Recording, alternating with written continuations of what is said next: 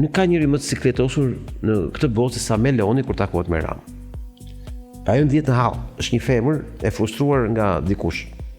Por për shkak të nevojave diplomatike, politike dhe të interesave, nuk bën atë që do duhet bënte në jetën e përditshme, tek është rreth shpull.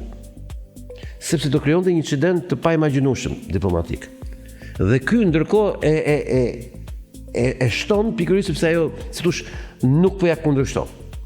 Ajo sillet si njeri në siklet dhe ky abuzon dhe më shumë, se ky është natyra e tij. Ky ka çuar në spital disa zonja me sillet e veta seksuale. Problemi qëndron që në botën e diplomacisë ky është një problem që nuk lidhet më me një individ, lidhet me një shtet.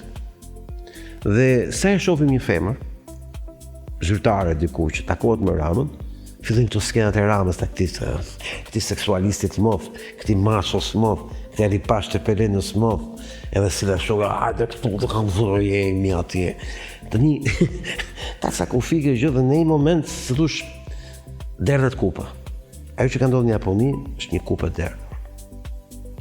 Ky ka shkuar në një nga vendet më të çuditshme në botë në raport të protokollet, ku është disa vjet e sa dekada, sheku i shdash perëndimit që ti mësoj këto rregulla protokolle që është Japonia.